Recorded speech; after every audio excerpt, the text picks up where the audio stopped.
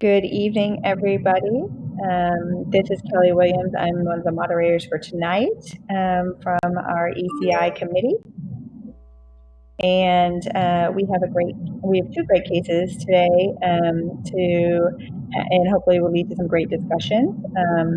And so our first case is going to be presented by Mariana Marques and Senior Mentor Scott Canna.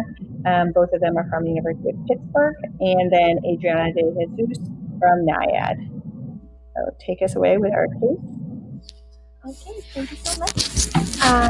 Today I'm going to present a case called Hiding in Plain Sight, a mysterious case of fever and panniculitis. So our chief complaint starts with a rash since birth. So the first time we saw my patient, he was a 5-month-old baby, ex-full term, non-complicated history, and he presented with a rash on his chest that presented on the first days of life. That there's like tiny little dots on his belly, and progressed to his back. This is soap on his back. The most important is like this bright red lump on his back, and progressed to his arms, legs, and his hands. When he was 2 months of age, the rashes continued to progress, so he saw dermatology, and they did a skin biopsy, and they found the lobular panniculitis with a mixed infiltrate, and they said, well, this looks like a subcutaneous fat necrosis of newborn. It's a self-resolving thing. Just keep monitoring labs, go a la casa, and let's just keep going and observe. And when they were checking the labs, they found he had a leukocytosis of 26 and an ionized calcium of 1.38. So they were pretty concerned and sent him to the hospital. When he got to the hospital, on the review of systems, we found out he had actually been losing, decline, having some failure to thrive and losing percentiles on the growth. He also had a history of an eczema that kind of self-resolved with some topical steroids, but it wasn't too bad, but like around his head, and you see a picture down here.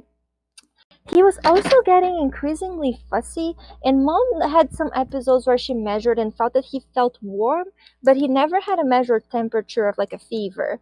Mom also said that he might have had thrush twice, but on further investigation, they found that he only had some white coating on the tongue, and that seemed to be milk, but there was this question mark of thrush. And the PCP had been trying to manage the failure to thrive and etc. with switching his formula to a hydrolyzed formula, but there was no improvement on anything. So that's where he was when he got to the hospital. In terms of other histories, mom and dad are from Ghana, and the baby was born in the United States, but he never traveled outside. The family history was just a mom with a sickle cell trait, but nothing else. His physical exam, he had a temperature of 38.1, heart rate was 166, but he was overall pretty well appearing. He had the rash that I'm going to show pictures in a second. He had a periorbital edema and erythema around the left eye, and multiple shoddy cervical, axillary, and inguinal lymphadenopathy, some splenomegaly, and an umbilical hernia. So this is the pictures of my cute little baby. He had all throughout his body this bright red nodules that you could feel seemed to be pretty tender to palpation. You can see a little bit on his hand. If you pass your hand on his skin, it all felt lumpy, bumpy, and irregular throughout. And here on his eye, you can see that there was this periorbital swelling and erythema over the left eye, but he had normal eye movements on that eye. Let's see. Okay. So by the time we were consulted, he had been admitted and getting IV ampicillin sulbactam for treatment for empirically for periorbital cellulitis, but there was no improvement on the rash or on the fever curve. So if you guys want to think a little bit about differential diagnosis, I like to be a clumper, so I usually like to differentiate in 3 big buckets, like infectious, hemonc, or immune. So any clues or any suggestions? I see autolopenia, that's a good one. PSM88, yep. Great.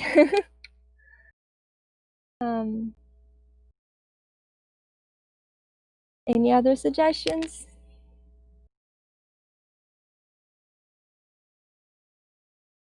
No? Okay, so these are more for the category of autoinflammatory, so it would be more towards the third bucket, but we did have to think a little bit about the other buckets as well. LAD. Leukocyte adhesion deficiency. Oh, sorry. Yeah, that's a good, like there was a question. Panniculitis leading to cell lymphoma, but very young. Yeah, but like it's important to rule out malignancy. Yeah. I think it's APDS. I think It, that one's supposed to say not AIPDS, but like APDS. APVSP. They're like PI3K, maybe. Oh, okay. So the differentials that we came up at that time were from the infectious standpoint, we were like trying to rule out the infectious cellulitis, tuberculosis, HIV, hepatitis, Bartonella, some fungal infections. Oncological wise, they were concerned for systemic histiocytosis, or like later I'm going to show you had a little bit of elevated monocytes and hepatosplenomegaly, so maybe JMML, but like very low in the differential. On the immune standpoint, there was some concern maybe for chronic granulomatous disease, question mark of SCID just because of the failure to thrive and maybe thrush, maybe some like atypical infection. But our main concern was really like autoinflammatory syndrome as autoleukemia or candle, like with the PSMB8 that Dr. Rawat has said. Lower on our threshold was like neonatal lupus because there are some case reports of like lupus profundus on neonatal lupus and sarcoidosis. So we did a bit like a basic workup, and he was found to be pretty inflamed with elevated procalcitonin, ESR, CRP, white count of 27, had a low sodium. He did have some mild transaminitis and a low albumin, as would be expected. Normal CPK and LDH, normal coags and negative COVID, and a normal urine. He had a basically normal chest x-ray, and he did get an MRI of his orbit for concern for this preseptal cellulitis. And the preseptal cellulitis, and it did show only like some preseptal involvement, no like post-septal involvement. And there was a mild enlargement of the lacrimal gland. And they also got a full brain MRI that was basically normal. And on the arrow sign here, you can see that basically the same thing you see on the picture of the high, you see the periorbital swelling. We did get an ultrasound of the abdomen that only showed a mild splenomegaly.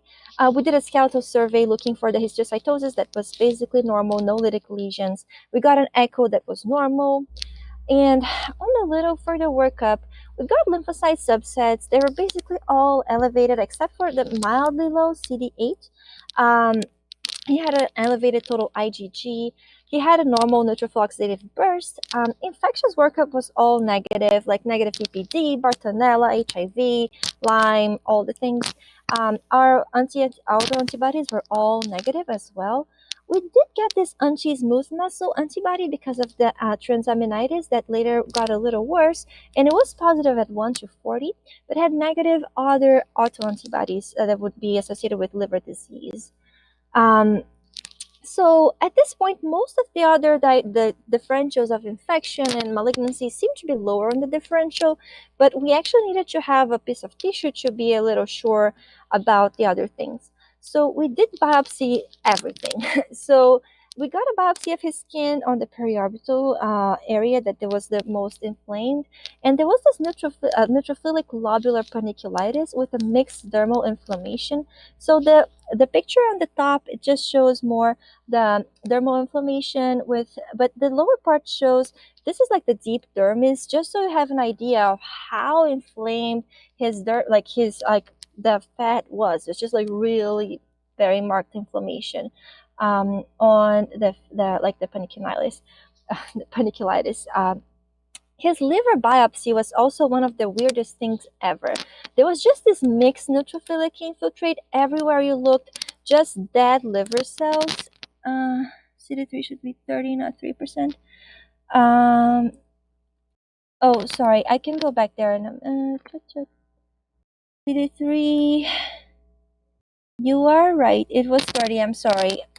I apologize.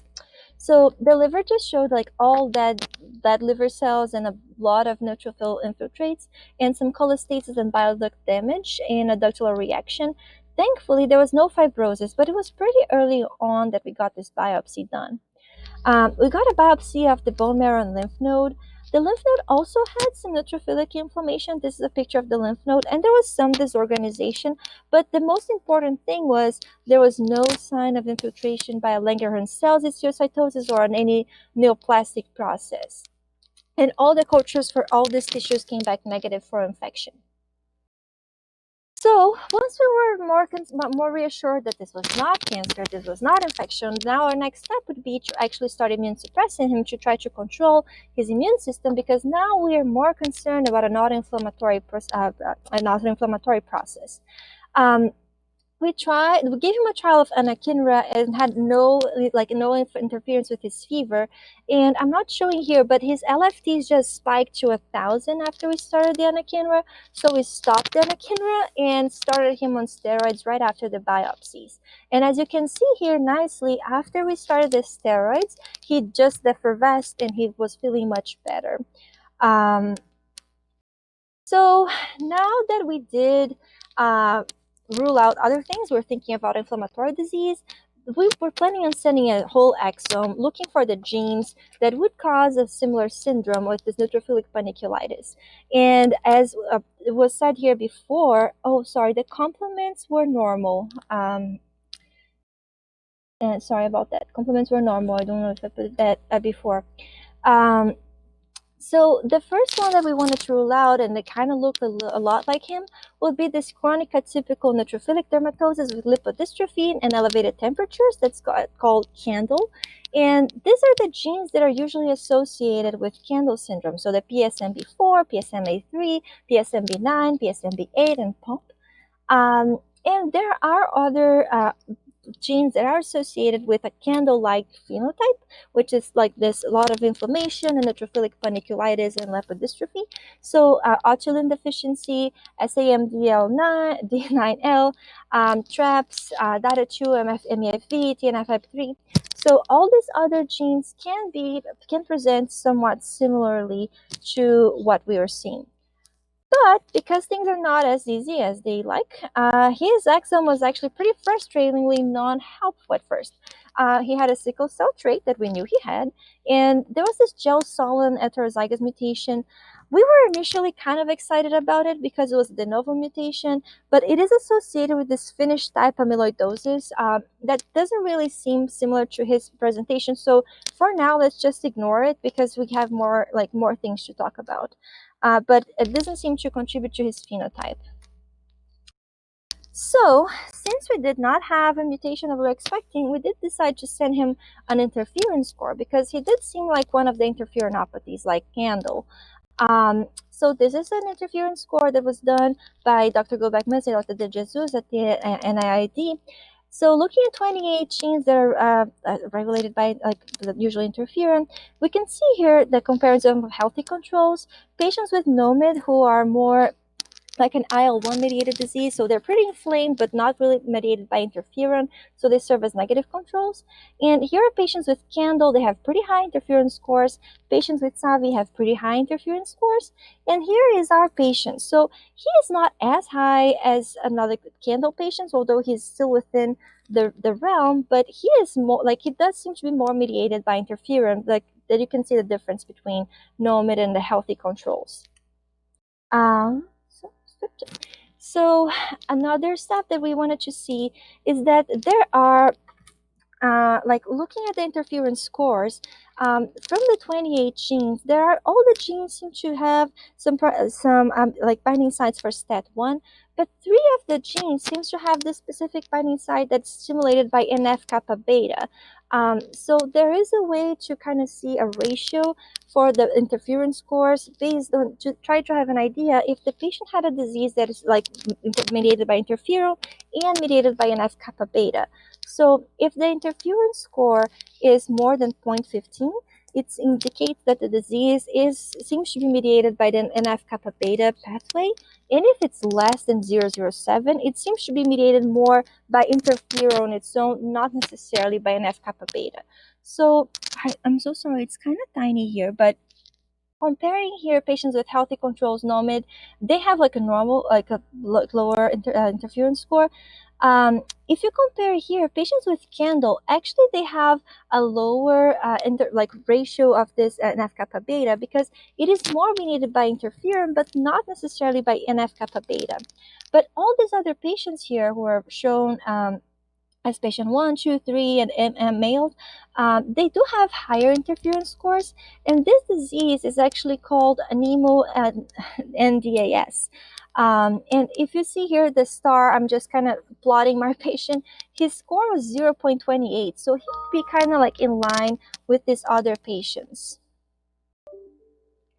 So then we decided to do a targeted reanalysis of his exome, and we found this IKBKG mutation that is actually an intronic mutation on the position 671 plus 3, and there was a change from G to C.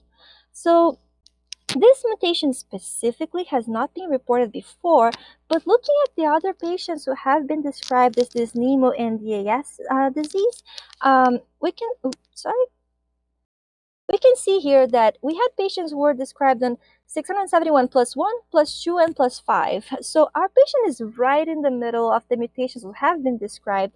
So that is very suggestive that his mutation is actually going to cause the disease. So then there's the question, why did we not see this on the exome? So first, this is like an intronic mutation, so it's not always that easy to find.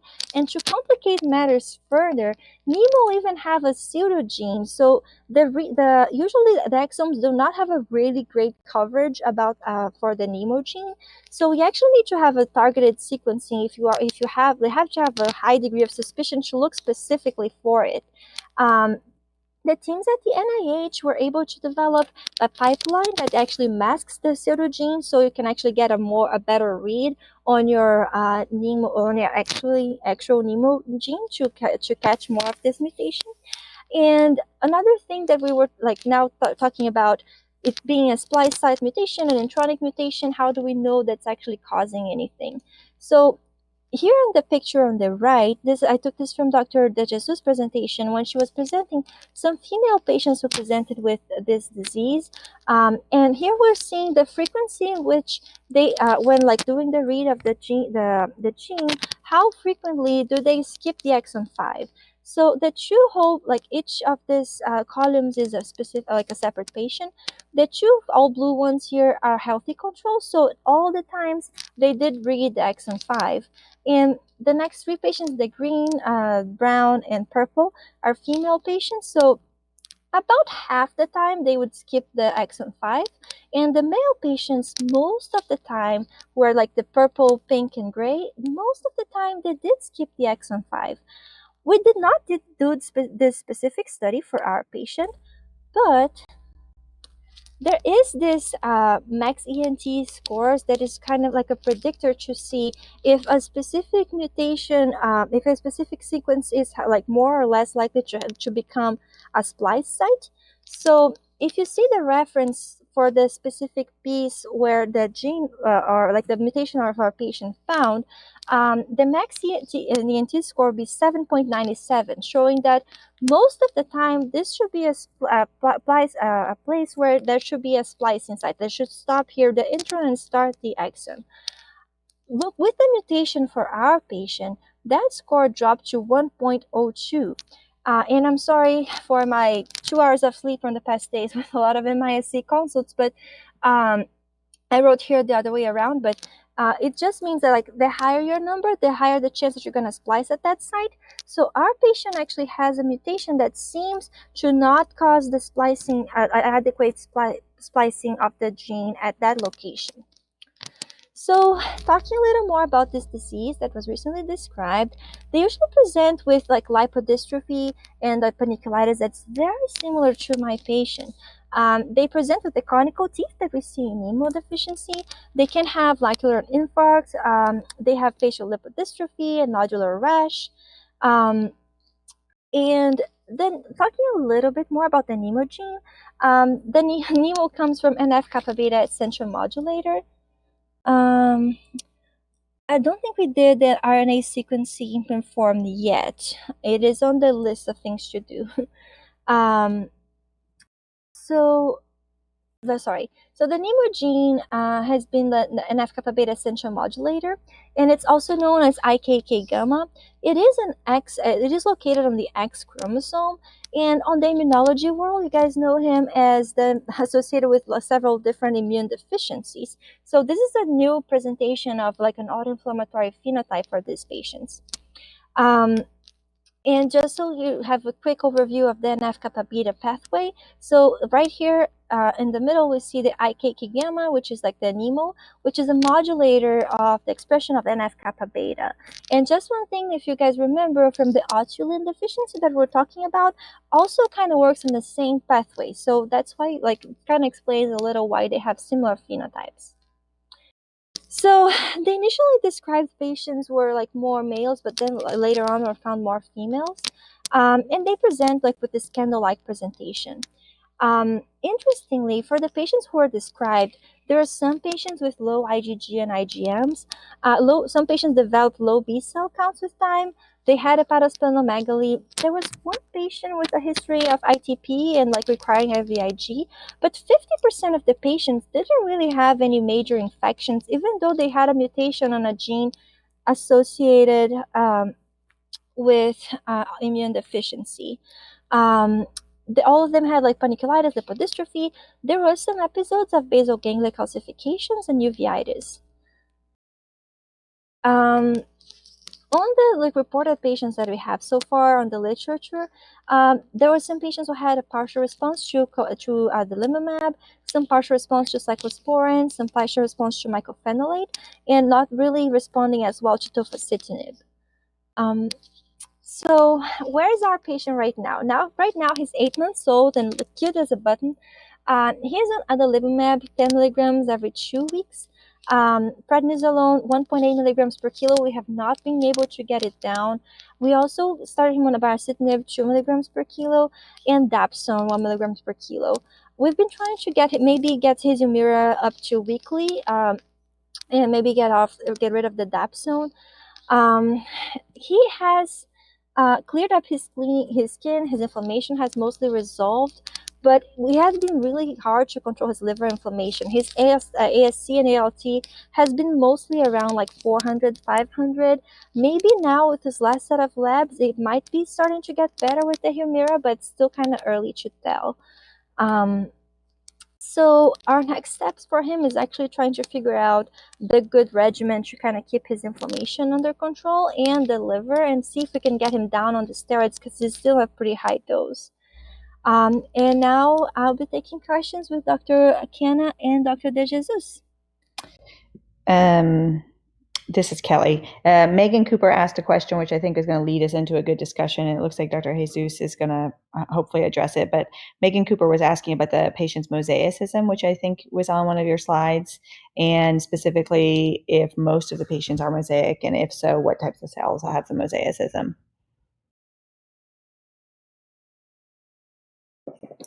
So, hey, at the moment we have 12 patients, not including the patient that Mariana presented. For 3 are male and 9 are female.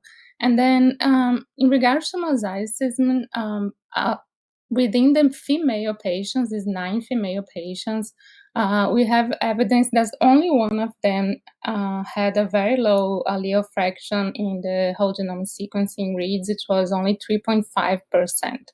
So now we are working on doing amplicon deep sequencing for her. And then for the males, there is one male that on one of the 3 males that looks like to have high frequency mosaicism as well, because using specific primers to sequence exon 5, NEMO exon 5, the peaks are very symmetric, and he of course has only one X chromosome. So in this case, we do believe, and we are sequencing now his hematopoietic cells and TB, CD4, CD8, B cells and monocytes, and also keratinocytes and fibroblasts, which are the cells that we have. We're sequencing them now. And for this other girl, we will have to do amplicon-deep sequencing because the frequency is very low. But no, I think we believe that most of the patients, they don't have mosaicism, but yeah, this can occur. And as for the patient that was presented, the frequency of reads that had the variant was 38%, which is pretty high. So it's very difficult to say based on the exome results if it's mosaic or not. So we would have to do amplicon-deep sequencing for him as well. If you don't have any questions now, I just want to make a little small comment also about the genetics. So I don't know if anyone has other questions now. Yeah, so I'll talk. It's just that it's very important that all these variants for these 9 patients, 13, sorry, they were not detected by the clinical whole exome sequencing. They all had it done, so they won't be detected. And this is because of the presence of the pseudogene, as Mariana said, because the variants are very close to the exome boundary, so it should be detected by exome without any problems for genes that don't have a highly homologous pseudogene as NEMO does. So even by Sanger sequencing, actually, it's challenging to detect variants in NEMO because of the pseudogene as well. So the primers have to be specific to the gene to NEMO, because the pseudogene doesn't have exons 2, 1 and 2. So you can design primers that that binds to exon intron 2 and further. That's what we are doing now, and then that way we are able to detect better the variants. But it's really, really challenging to do the genetic diagnosis, and that's why the pipeline was so important. And for RNA-seq, that someone asked a question. We do have RNA-seq in the 6 patients that Mariana showed, and cDNA sequencing, as Scott was commenting as well. 10 patients of the 12 had cDNA sequencing done, and all these 10 show skipping of exon 5. So they go directly from 4 to 6.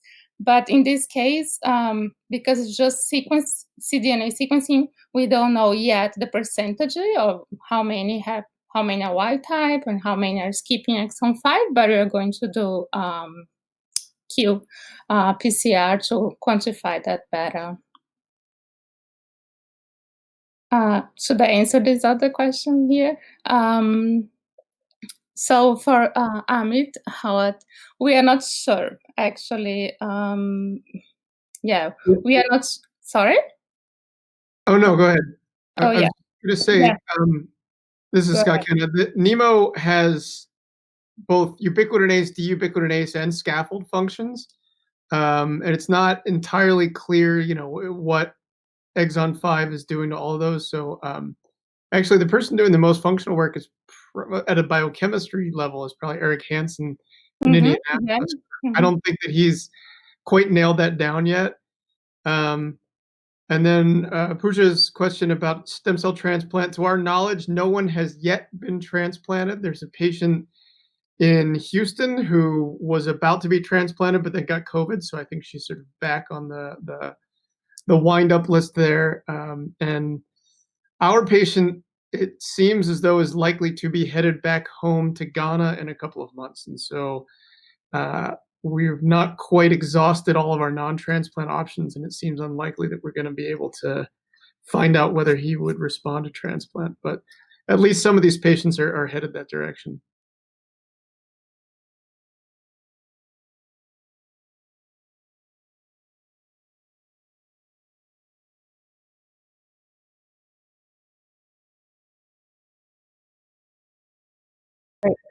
Great. This is Kelly. That was a really wonderful case, and I think now, NEMO is always hard enough to find in general, and now we have even more to worry about when missing it. But thank you guys for a great case. Hi there, can you hear me? Yeah, you're good, Gina. Should I just go ahead and start? Yeah. Okay. So Gina's going to present one of our Canadian cases. Yeah. So I'm Georgina Martin. I'm a pediatric hematology oncology fellow. I'm in my 3rd year of training. I'm in Calgary in Alberta in Canada. My supervisor for this case is Dr. Nicola Wright. Someone's going to advance the slides for me? Sorry. Or do I? Oh no, I do them myself. Okay, sorry. So I just want to acknowledge this. So this case was actually a case referred to us from a neighboring province, Saskatchewan, just in the middle on the map there, for immunological workup and sort of assistance with this case. So I'd like to acknowledge Dr. Sinna and the team in Saskatchewan for sharing this case. We definitely don't have as much information and full laboratory workup is the last case specifically, just because it's been difficult with COVID to actually get this patient. We haven't actually seen them in person. We've seen them on Zoom only. But we decided, and initially we were trying to present this in February and hoping to get a little bit more information before then. But I think it's an interesting case regardless, and we have some things to discuss. But we may be missing some information that otherwise we may have if the patient lived a little bit closer by. So this patient is a 9-year-old male. So he was initially referred to Saskatchewan for assessment of neutropenia. So looking back in his labs on previous CBCs, he'd had a CBC when he was around age 5 when he presented to emerge with abdominal pain, was thought to just have benign functional abdominal pain and was discharged. But his CBC at that time showed that he was neutropenic with a neutrophil count, I think around 0.5. And then following this, he was noted to have neutropenia again, and then eventually, so following this one episode, he had several episodes following his initial referral when he was 9 for assessment of neutropenia, he had several episodes of fever with neutropenia and was admitted to hospital for this with neutrophil counts ranging from around 0.1 to 0.5.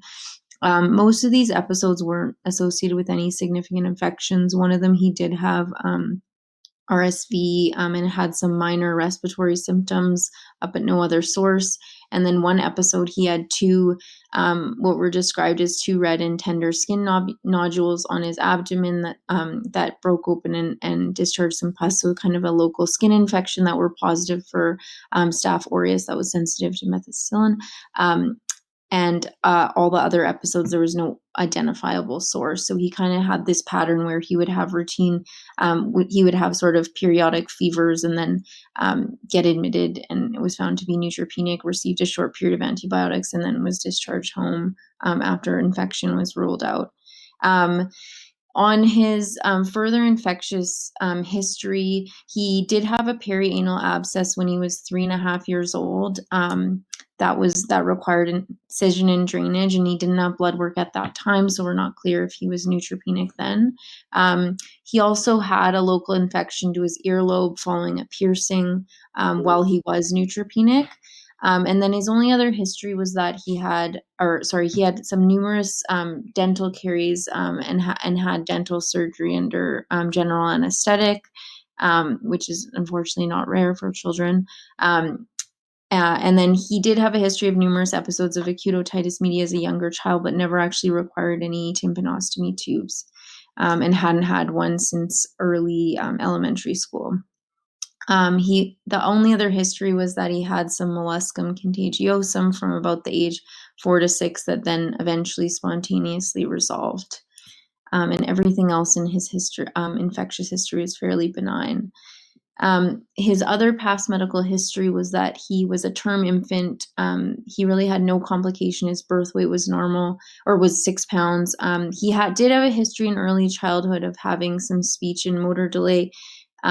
and so somewhat a combined developmental delay, but at this time speech and reading was really his main concern, and he was receiving some support with that, but hadn't received a formal psychoeducational assessment. He also had mild eczema as an infant, and then at the time of referral, it was noticed that he really had not grown much at all since the age of 6 years. So I'll show his growth chart. Otherwise, he was not really on many medications, just multivitamins and iron, and his immunizations were up to date. He received all his routine childhood ones. On family history, his parents were not consanguineous, but they were both First Nations Cree origin. Both parents were healthy. He had one sibling that was healthy, that was a full sibling brother, and then a half sister that was also healthy. And there was really nothing remarkable about the family history at all. And so I should mention that we haven't actually examined this patient because we saw him through Zoom, but we've been in contact with the person that had examined him, and essentially his exam was fairly unremarkable, other than his weight being quite low and his height also being low. He was not dysmorphic appearing. He had no real symptoms of lymphoproliferation, including lymphadenopathy or hepatosplenomegaly at all at that time. And the rest of his exam was overall unremarkable.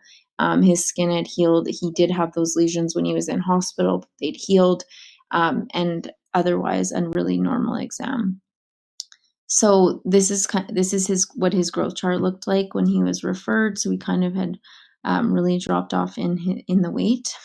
And so on lab investigations, his hemoglobin was 101 and his MCV was low, and I didn't include this, but his RGW was high and he was thought to be iron deficient. Platelets were normal, and really the only thing that was remarkable was his severe and profound neutropenia on his CBC. For his immunoglobulins, what was remarkable is that he had this really elevated level of IgG at almost 25, and then his IgA was slightly elevated as well. The other values were normal. So just to summarize the case so far and how we looked at it at that time. So he's a 9-year-old with chronic neutropenia really since at least 3 years, for at least 3 years. He's had recurrent episodes of fever and neutropenia, likely due to the neutropenia itself. He's had a history of just minor skin infections while neutropenic and possibly recurrent otitis media, although hard to know without the clear documentation in the chart of what those looked like at the time. And he seems to be failing to thrive over the past several years. And then his labs were remarkable, really, for just severe neutropenia and hypergammaglobulinemia, and otherwise has no sign of lymphoproliferation anywhere. So at this time, I have a bit of a differential on the next page in the way I was thinking, but I wanted to hear if anyone else had a differential diagnosis for this case. Oh, he did not have an increase in his neutrophils during febrile episodes. So I can move on, and then people can add stuff as well if they want. So essentially, how, I guess, as a hematology, oral ulcers, no. Some not on exam, but subjectively had a couple when he was neutropenic. Family did endorse. And then so essentially, like, the way, I guess, has he ever had a normal ANC? No, he had not on his record, but didn't have a record of his CBC really before the age of about 5. And so I guess, like, the thing to think about is, so as a hematologist, especially when we look at neutropenia, we always differentiate neutropenia with infections, neutropenia without infections. And I think this is a patient where, it's somewhat concerning given the fact that he's 9. He's had several episodes of febrile neutropenia, not without any obvious source. Like, it's not like he just had a virus at the time and then was instantly discovered to be neutropenia. He did have, real true high fevers without a source. He also had some skin infections as well, and then I think some of his failure to thrive and his hypergammaglobulinemia were concerning, that this possibly wasn't just a benign sort of post-infectious or benign autoimmune neutropenia. Classic severe congenital neutropenia would be really rare in this age group because the average age of the patients diagnosed with Klossman and Allene severe congenital neutropenia, they usually only live till about 3 years of age, and that's the case for most of the congenital neutropenias. The bone marrow. So that's a good, exactly. And so that's kind of how hematologists, I think, you have to make sure there's not a maturation arrest, and that this isn't just a atypical presentation of a severe congenital neutropenia. And so cyclic neutropenia is possible, and there are allele mutations can be responsible for those as well. And then, of course, now that we're doing more genetics on these patients, we are identifying more non-classic presentations of congenital neutropenia where perhaps they have a hypomorphic mutation. They are presenting later. The other thing we thought about is this just an autoimmune neutropenia? Typically, typically we see benign autoimmune neutropenia in patients that are younger than this, but it's possible that he could also have IBD or something that's helping to explain his failure to thrive, and this is just a kind of going with that. For sure, we thought about inherited marrow failure syndromes, or Schwachman, and the most likely one would be Schwachman-Diamond syndrome, because that's the one that usually presents with neutropenia. However, again, they typically present a little bit younger, and than that. We thought an ALPS-like disorder, a genetic disorder, sort of an ALPS-like disorder could possibly explain it, but really, to have a diagnosis of ALPS, you actually need the clinical lymphoproliferation, which there was clearly no evidence of, but the hypergammaglobulinemia is certainly something that's seen with that. And then GATA2 deficiency, this could definitely be a presentation of, particularly as it tends to not present in young children. Often it can develop over time. And then there are some PIDs associated with neutropenia, several that are described, including Iraq and MyD88 and WIM, but he didn't really fit any of the features of those. And I'm just looking at the chat because we do have time. So no evidence of pancreatic insufficiency, and they did work him up quite a bit for that. His immunoglobulin levels were very elevated, so his IgG was 25. Myelodysplasia, I guess the only thing that goes against that is typically in myelodysplasia you would see a very high MCV, and his was actually low, so that was not that. So the next step is what they did. I'm just going to look at these. There was a bone marrow done. There was some further investigations done. And so generally we didn't do all the individual subsets just because that wasn't available at the lab where he lives. His CRP was elevated. And I don't think we never got a record of ESR though. No visible superficial veins, no. And so generally his immune deficiency panel was not that remarkable, other than the fact that he had an elevated CD8 compared to CD4. So his CD4 to CD8 ratio was low. His NK cells were a little bit low as well, but otherwise it was he had normal T cells and normal absolute numbers, and CD8s that were just the high end of normal. His antibody titers were protective, and unfortunately we haven't been able to do a lot of other immune investigations, but we're planning on doing that in the near future. A bone marrow was done, and this is probably one of the most interesting things. So first of all, they did look for ALPS, so they did a peripheral blood flow cytometry, which showed no expanded population of alpha beta double negative T cells. And then the bone marrow exam was very interesting. So it showed increased cellularity, and really there was this T cell infiltrate, so cytotoxic T cell infiltrate, so CD3 positive, CD8 positive, that we're seeing both on the marrow evaluation as well as on flow cytometry of the marrow. These cells also express most of the T cell markers, and some express CD57. And then it kind of had so that's interesting. I'll address some of the comments after. So he had marked myeloid hypoplasia with a maturation arrest and a proliferation defect, and had really rare alpha beta double negative T cells, so those weren't. So the large granular lymphocyte is a really interesting question, and I think probably I'll kind of go into this. I think probably he does have this is a clonal population of large granular lymphocytes. The pathologist didn't actually call them large granular lymphocytes, but I think we are going to ask for a review of that, because I do think that's what they are. So these T cells essentially have he did have two big clonal TCR gamma rearrangements. So this is really a clonal T cell population, which I really do think is a large granular lymphocyte infiltrate, because and whether or not it meets the criteria for a large granular lymphocyte leukemia or not, I think it's sort of on that spectrum. Important, he did have an inherited bone marrow failure panel, and I think a congenital neutropenia panel, both which showed no pathogenic variants. So then the next slide, I'll tell you so we did essentially, then they did a whole PID panel. Actually, sorry, I'll address some of the comments, but I think I talked about the large granular lymphocytes, but exactly.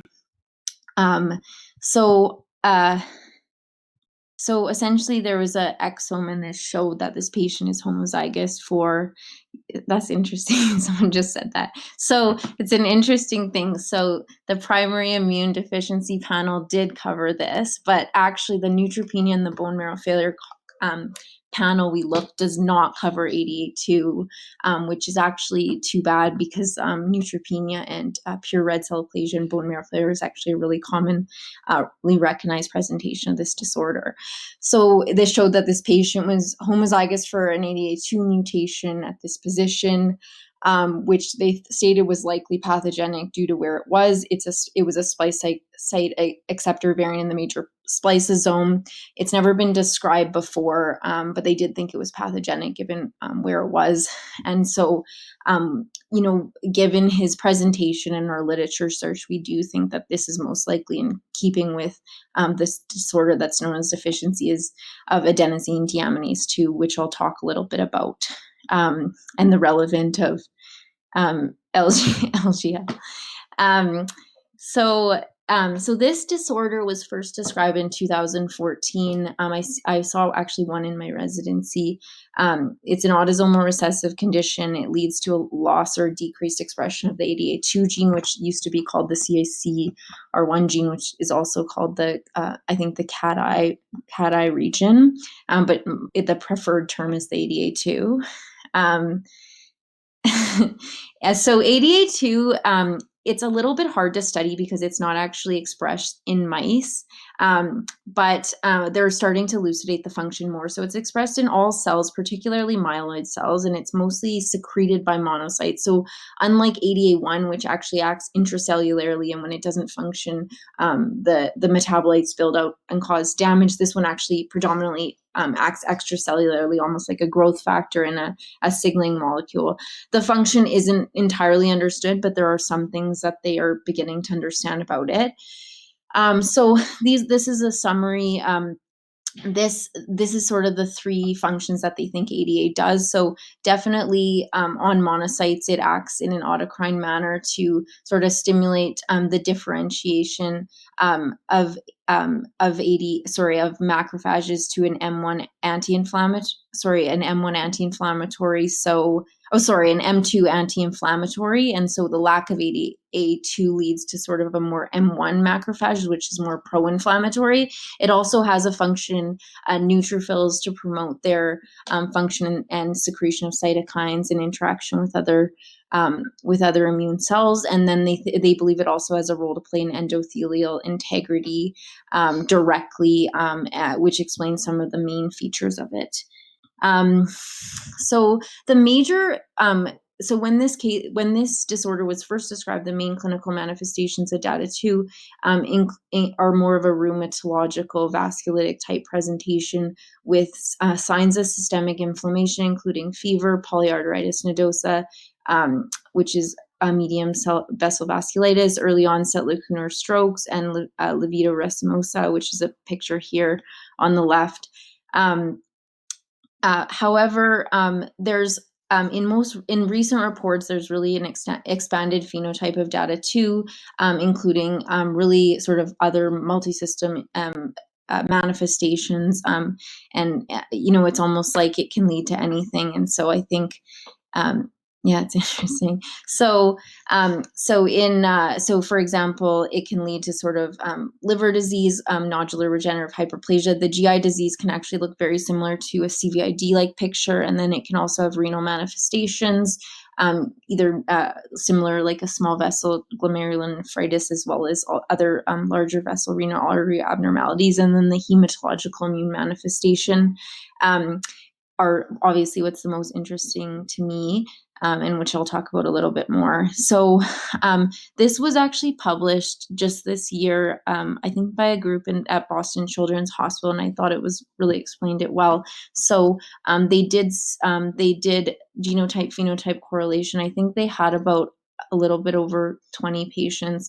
I don't know exactly, I can't remember exactly how many patients, but they did genotype phenotype correlations and showed that patients that actually had more missense mutation with some residual ADA2 activity were more likely to present with vasculitis type manifestations, the classic manifestations, and patients that had more nonsense insertion deletion frameshift mutations were more likely to present with the hematological manifestations, the most well-described ones including bone marrow failure and pure red cell aplasia. Unfortunately, they did have some patients with the splice site mutations in this series, but they excluded them all because it was they explained that it was really hard to do functional studies and to figure out genotype phenotype correlations on those specific mutations in the splice site. So it's hard to really know, but I bet our patient with this, because he probably lies, more on this side of things because he really has no features of vasculitis.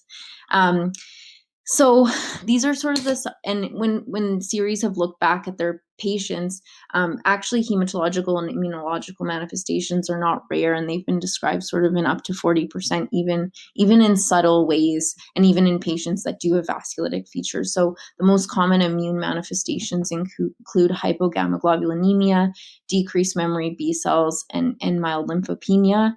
I will talk about that. We have not got that yet. Hematologically, they can get a pure red cell aplasia, neutropenia, and then bone marrow failure. And then they have described, there's been a couple case reports that patients really develop this lymphoproliferation that can actually look almost identical to ALP. So with hepatosplenomegaly, lymphadenopathy, double negative T cells, hypergammaglobulinemia. And then what was most interesting to me is I did find this case report, which reported 4 patients with data that presented more with the cytopenias, lymphoproliferation, and immune deficiency without any other features of vasculitis. And 2 of these patients had this T cell large granular lymphocytic infiltration in the bone marrow. And then what's actually interesting is that this same group published another paper, and I think it was an ASH abstract in 2015, where they had 4 patients, 2 of which who had DATA2, and 2 of which who had other primary immune deficiencies, one with GATA2 and one with a STAT3 gain of function, and specifically those 4 patients had these T cell large granular lymphocytic infiltrations in their bone marrow. And this paper argues that when you see this finding, you should really, in young patients, you should really think of a primary immune deficiency. In many patients, this T cell large granular lymphocytic infiltration isn't something that we're familiar with in peds. It's T cell large granular lymphocytic leukemia can be seen in sort of usually 60-year-old. The average age is 60. It's usually related to rheumatological disorders, but it's not something that we see often. And so I think that, but it's interesting that it has been described in DATA2 and other sort of primary immune deficiencies, especially the ones that are lead to more of a lymphoproliferation type phenotype. So this patient, we have not done a ton of workup on this patient yet, just because he's in the next province and we're working on. But I'll tell you what we have done. And so in terms of treatment and management, there's a few different options. So etanercept, the TNF alpha inhibitor, has been very effective for features of vasculitis and systemic inflammation. Generally, there have been a couple reports where it does help with the pure red cell aplasia or the bone marrow failure, but generally in the patients with severe hematological or immune manifestations, it's actually not very effective, which has been sort of what I've observed in most of the reports. Stem cell transplant has been shown to actually be curative, and there was an international series in Blood published in 2017. And it's interesting because it's actually curative not only for the hematological manifestations, but also the non-hematological, the vascular manifestations, suggesting that it really is like that disruption of the myeloid cell compartment causing this dysregulated inflammation, resulting in the vascular manifestations as well. So I guess we did ask the team in Saskatchewan to do a few more tests. So they did an MRI brain, which was normal. We're working on we have a pretty comprehensive immunology lab in our center. So we're asking them to send blood there so we can do some of the full T and B cell subsets, the TCR-V repertoire, mitogen stims. I think it would be a good idea to review with the pathologist there or get them to send and get a second opinion here just to see, is this meeting criteria for large granular lymphocytic leukemia, or is it sort of on the spectrum? Because I think some of the stains that is required to make that diagnosis haven't been done. We have requested an ADA2 enzyme level. We sent it out, I can't remember where, and then an evaluation by rheumatology as well. And then I think, the question is, because he's got this clonal infiltration, the question is patients with large granular lymphocytic leukemia, they actually treat with methotrexate or cyclosporin. And I think the real question is this a patient that's eventually going to need a transplant? It seems like possibly. So I think that's all I have now. And I think maybe I'll address some of the comments. I don't think TB, I think TB probably, it's a good question. Was it ruled out? I don't know if it was. I don't know actually the answer to that. We're doing the, sorry, I'm just looking at this.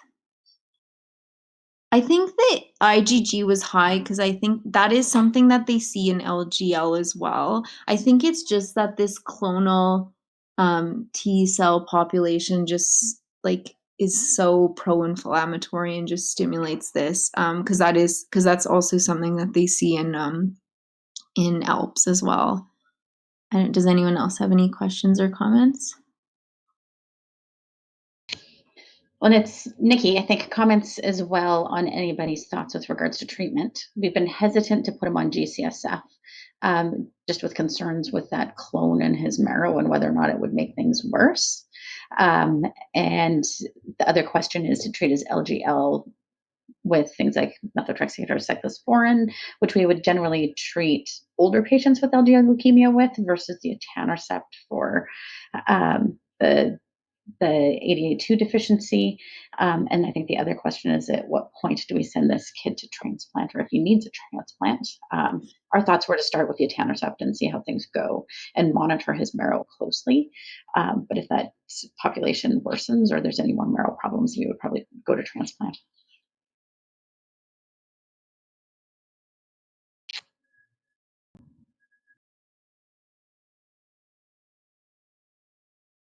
We don't have any comments so far. I think one of the other points that Gina mentioned is if you look at the NGS panels for things like congenital neutropenia and bone marrow failure, most of them don't include ADA2. So I think it's important, we should probably be pushing the companies to add those into those panels. Blueprint does have a new panel that is for marrow failure and primary immune deficiency that includes it all. So I think it's important when we're looking at some of these patients with cytopenias, we have to think whether or not we're considering primary immune deficiencies in the differential so that we make sure that our genetics hits what we're all thinking about. And if there aren't any other comments, then maybe we should pass it back to Kelly to present her case or her paper. Oh yeah, thanks. Great, thank you. I know, as always, we're just winding at the 9 o'clock mark, and so I only have, I think, 3 slides, and I just wanted to, so we end our webinars with a hot topics article, something you may have not yet read, but something I think you should just at least tuck back into your brain. So this is just a brief report that was recently in our Jackie, and is just two. Oh, shoot. I accidentally closed it. Thank you. Sorry. It just came out. It's a case report of 2 cases. The objective of the actual report was to identify mechanisms underlying the development of infection-driven autoimmune cytopenias. So a good follow-up to that interesting case. And specifically, it's just a retrospective chart review of 2 unrelated patients with ITP and autoimmune hemolytic anemia, so Evans syndrome, in the setting of acute infections. And they did whole exome on both patients and functional assays to assess the variant that they identified. So they identified a haploinsufficiency in SOX1, which is the suppressor of cytokine signaling, a negative regulator of type 1 and type 2 interferon signaling. It's important because it binds with really high affinity to the substrate binding pocket of JAK1, JAK2, so can lead to significant autoimmunity. In mice, it's been shown to cause a lupus-like picture, and in humans, there's been some a few cases where they report recurrent bacterial infections and also severe multisystemic autoimmunity. So there were 2 cases in this report. One was an infant who presented with fever, diarrhea, and an ear infection, and then had autoimmune anemia, neutropenia, and then ITP. And this was a de novo mutation. And then the second patient started with ITP at age 14. And they found different mutations, but both in SOX1 in the same end, the N-terminal domain. And then they pursued functionally evaluating these mutations. This is just a big table about the hematologic and immunologic parameters. Interestingly, so they both had a little bit of T-cell lymphopenia. They had significant T-cell activation as evidenced by the soluble IL-2 receptor. And then they both had low IgG and low IgA and IgM, although functionally they had good response to all their vaccinations. So patient 2, like I said, he was diagnosed at age 14 with ITP and Evans syndrome. And then they got data on him when he presented with a shock-like picture. And after a 2-day febrile illness and diarrhea, and later and then was found to have COVID and met criteria for MIS-C. So this I thought was an interesting article because we're all probably knee deep in MIS-C right now. And this was one of the first monogenic diseases associated with the MIS-C picture. So we have 2 unrelated patients with SOX1 haploinsufficiency and Evans syndrome, and they were found to have increased and functionally confirmed increased phosphorylation of STAT1, elevation of T-cell activation, and enhanced interferon signaling. Both of them had flares of autoimmunity in the setting of in viral infection, so infection-driven inflammation, and one of them was COVID infection, so leading to an MIS-C. So just put this on your radar. Heterozygous loss of function SOX1 mutations are associated with enhanced interferon signaling and immune activation, and have been associated with MIS-C. Okay, that's it. Stay well. Thanks for joining us. Thank you.